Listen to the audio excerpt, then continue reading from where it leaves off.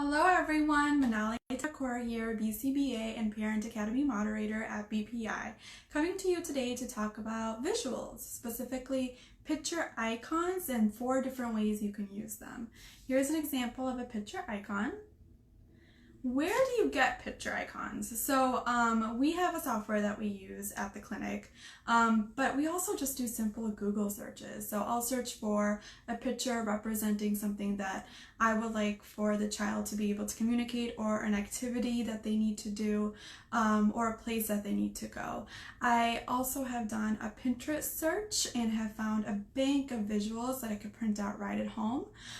You can also use real life pictures. So I've taken pictures of toys my kiddos like to play with often, a room that they need to go to, an activity that they need to do in the clinic, and have printed those out and created pictures that way.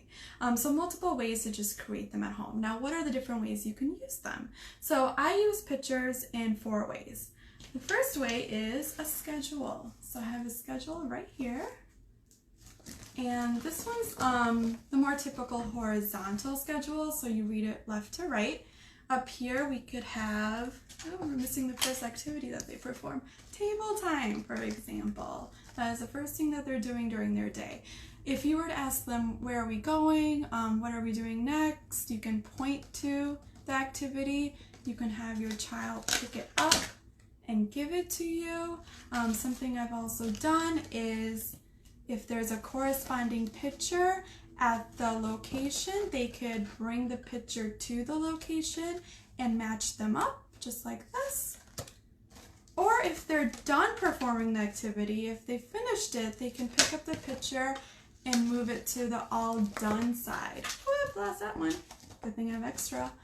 Left side right here, the all done page. And then you can ask, what's the next activity we're doing? So here it's the motor skills room, let's say.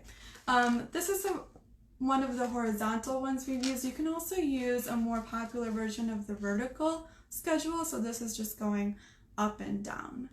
Another way to use, a second way to use pictures is as a prompt. So let's say if your child were to run away from the table during table work, you can walk up to them, show them the picture of where they need to be, and point to it, reducing those vocals. I've also used pictures of behaviors, correct behaviors that I would like the child to follow. So quiet hands, for example, walk with me, stop, just reducing those vocals and using pictures instead to communicate with the images of the behaviors that they need to follow. Now, a third way is a reminder of what someone is working for. So here I have a token economy. Of course, yours will look better than mine. You can create it, laminate it, add some Velcro. Here they have 10 different behaviors, expectations that they need to meet. And then up here I can add I am working for, and they can choose what they're working for. Here is just a general choice time picture, and they can add it right there so they know what they're working for, and you can refer to it during the day, during the table session. I also have a first then visual right here. So first would be the activity that they need to complete. So let's say table work, and then choice. Very simple. And you can just keep referring to it and reducing those vocals. I have also used this as a way of teaching communication. So an alternative method, a different way for your child to communicate their wants and needs.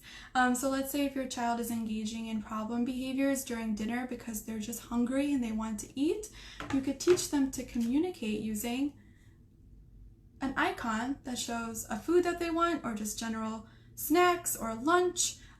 Just a different way to tell you that they want something without emitting in those problem behaviors. Now, Parent Academy will be releasing their second module called Teaching Replacement Behaviors in a few weeks, so definitely stay tuned for that. That will give you step-by-step guidance on how you can teach your child to use pictures to communicate their wants and needs, to use those replacement behaviors.